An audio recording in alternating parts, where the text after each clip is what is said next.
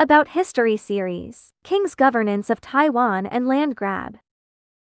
Welcome to The Explainer. So today, we are diving into a genuinely fascinating and honestly pretty much untold chapter of history. You know, when we think about the early pioneers settling in Taiwan during the Qing dynasty, we usually picture this rugged, highly individualistic story of survival, right? Like farmers out there clearing the wilderness with their bare hands. But when you actually look at the historical sources, they reveal a reality that is vastly different. Actually, it's a lot more like a modern corporate thriller. We are going to uncover the totally corporate-style history behind Qing-era land development in Taiwan, because it's a story of monopolies, massive real estate syndicates, systemic displacement, and a fiercely rigged economic system. Okay, let's dive into this with a pretty dark local proverb that just perfectly captures the crushing reality of early pioneer life on the island. One cow peeled 2 layers of skin. Sounds incredibly brutal, doesn't it? But for the early Han Chinese immigrants who actually risked crossing the dangerous strait to make a living in this totally new frontier, well, this wasn't just a colorful saying. It was their everyday economic reality. They arrived looking for opportunity, but instead they found themselves trapped in a massive machine designed to extract as much wealth from their labor as physically possible. So that begs the question, right? If the farmers were the cow getting peeled, who exactly was doing the peeling? In this explainer, we're basically going to treat this like a historical investigation. We're going to map out the monopolies and the deeply entrenched power structures that truly profited from opening up this frontier. As you'll see, the very landscape of Taiwan today was shaped not just by plows and sweat, but by dense bureaucratic paperwork, massive capital investments, and immense human costs. Section 1. Crossing the boundary lines.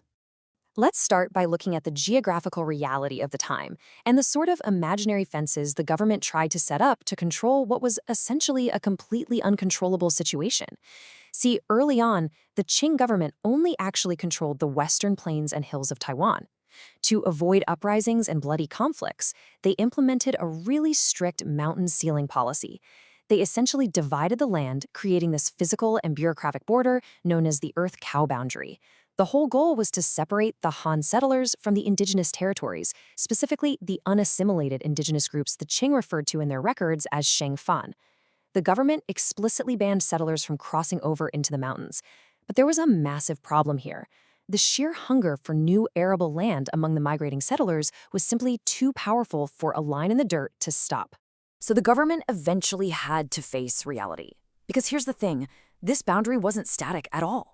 Early on, sure, the mountain ceiling was super strict, but by the mid-era, settlers were continuously and illegally crossing over to clear new land. They even started privately renting land directly from indigenous tribes, which was also completely forbidden at first. Eventually, the Qing government just kind of threw their hands up and lifted the ban. Over decades, those boundaries were systematically pushed further and further eastward, deep into the inner mountains. The frontier was officially wide open. But as we're about to see, that absolutely did not mean it was a free-for-all for the common man. Let's move to Section 2, the Great Rent Pyramid, and see how this all builds. To really grasp what was going on, we have to break down this ancient pyramid scheme to see how it evolved into one of the most highly exploitative economic systems in agricultural history. At the very top, the Qing government claimed ownership of literally all unowned land. If you wanted to develop it, you had to apply at the local magistrate's office, undergo an inspection, and get a development permit called a kenzao. But, and this is crucial, the people who got these permits weren't your ordinary farmers. They were officials, their relatives, or highly connected people colluding with the government. These elites became what was known as the big rent holders. They would take vast tracts of land and sublease them to small rent holders. Then, those small rent holders would divide the land up even further and rent it to the actual tenant farmers at the absolute bottom. So the permits flowed top down and the cash flowed all the way up. Now, let's put this into perspective. The math facing those tenant farmers at the bottom of the pyramid was absolutely brutal. An 18th century tenant farmer in Taiwan had to hand over a staggering 50% of their entire harvest just to the small rent holder. Half. Gone. On top of that, the official taxes were incredibly oppressive. The land tax in Taiwan was double that of Suzhou, which was the highest taxed area on the mainland at the time. And the ding tax, or poll tax, 4 times higher than in the lower Yangtze region. So when they said one cow peeled 2 layers of skin, they literally meant it. These farmers were being crushed by both exorbitant private rents and sky-high government taxes, all while the middleman just took their cut and passed 10 to 30% straight up to the big rent holders. Which brings us to Section 3, the merit land monopoly. Let's take a closer look at those ultimate winners sitting comfortably at the very top of this pyramid. Perhaps the single most stunning example is General Shi Lang. Because he was the commanding officer who conquered Taiwan for the Qing dynasty, he was gifted massive, already developed tracts of land down in southern Taiwan as a reward. They called this merit land. He essentially set up this crazy hereditary monopoly known as the Shi Marquis Big Rent. His family's landholdings were so unimaginably vast, literally covering countless villages and even lending his name to places like Jiangjun or General Township in Tainan, that the government actually had to set up dedicated collection offices just to manage his rent. The grain they collected was shipped all the way to Beijing for his family, and this wasn't just a quick, one-time reward. This hereditary privilege lasted for over 2 centuries. It literally only ended in 1895 when the Japanese occupied Taiwan. Moving right along to Section 4, Ancient Land Corporations. Now, what's really interesting about this is we've talked about the top elites, right? But what about the massive middle layer? Well, ordinary pioneers simply didn't have the resources to clear vast tracts of untamed land all by themselves. It required massive organized capital. Because breaking new ground on this scale meant building irrigation systems, hiring security forces, and sustaining an entire workforce before the very first harvest even came in. So independent farming was actually really rare. Instead, groups of investors pooled their money and labor to form what were essentially 18th century real estate development corporations, known as a kinhao.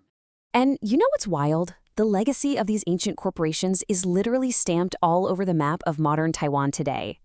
When these syndicates finished developing a region, they would divide the land among the shareholders based on their initial investment. So if you visit the modern district of Wugu in Taipei today, you are literally standing in 5 shares. Chigu in Tainan, that translates to 7 shares. Wufenpu means 5 portions, and Tofen in Miaoli means first portion. People today are literally living in zip codes named after the shareholding structures of Qing-era corporate syndicates. Let's look at a prime example of this, the Chen Lai Zong Syndicate of 1709. This wasn't just a couple of guys getting together. This was a 5-person joint stock corporation that applied for and claimed an area of over 100 square kilometers. Their claim essentially covered the vast majority of the Taipei Basin right along the Tamsui River. The sheer scale of their corporate land grab triggered a massive wave of Quanzhou immigrants coming over to Taiwan just to find work. But this explosion of migration also sparked some incredibly fierce turf wars. It led to intense, violent, ethnic feuds between different immigrant groups, specifically the Zongzhou, Quanzhou, and Hakka, and these conflicts lasted for over a century in the northern regions. Meanwhile, down in central Taiwan, we see even more sophisticated corporate tactics at play. In 1736, a wealthy man named Zhang Dajing led a consortium known as the Liu Guanye Hu, which literally translates to a 6-household syndicate. They used a brilliant, if utterly ruthless, ceding land for water strategy with the local indigenous Peizhe tribe. The consortium basically agreed to fund and build this massive 40-kilometer Huludun ditch, diverting water straight from the Dajia River. In exchange for providing the water infrastructure, they seized vast amounts of land. That water completely transformed the previously dry plains into incredibly fertile, highly profitable rice paddies. Zhang Dajing and his consortium grew immensely wealthy and completely dominated the agricultural landscape of the greater Taichung area. Section 5, the indigenous cost. And this brilliantly, though tragically, illustrates a stark historical contrast. This unprecedented boom in wealth absolutely did not happen in a vacuum. On one side of the equation, you have the Han consortiums generating incredible wealth, creating a massive agricultural boom and achieving total dominance over the plains. But on the other side, you have the Pingbu tribes, the indigenous peoples of the plains. As the Han corporations expanded those fertile fields, the living space for the Pingbu tribes violently and rapidly shrank. The tribes faced systemic poverty and were eventually forced into collective mass migrations, having to retreat deep into places like Puli or Liutan and Miaoli, really just to survive. According to the historical sources, this is just the inescapable reality of the pioneer era in Taiwan. Taking indigenous land wasn't just the fault of one greedy individual like Zhang Dejing, it was a collective, systemic requirement of Han expansion. The economic engine of these ancient land corporations, the vast wealth generated by those rent pyramids we talked about, and frankly, the survival of the pioneers themselves, all of it was inextricably linked to the systemic displacement and assimilation of the indigenous peoples who originally called the plains their home. So, what does this all mean for us today? We've seen how the map of Taiwan is literally covered in the names of ancient corporations, and now we know exactly who paid the ultimate price for that development. If the foundation of this modern wealth and infrastructure was built so directly on displaced land and an exploitative pyramid scheme, how does that change the way you view the map today? The next time you find yourself traveling through a town named Five Shares or First Portion, just remember the layers of history, the corporations, and the displaced peoples right there beneath the pavement. Thank you so much for joining me for this explainer, and I'll see you next time as we continue to decode the past.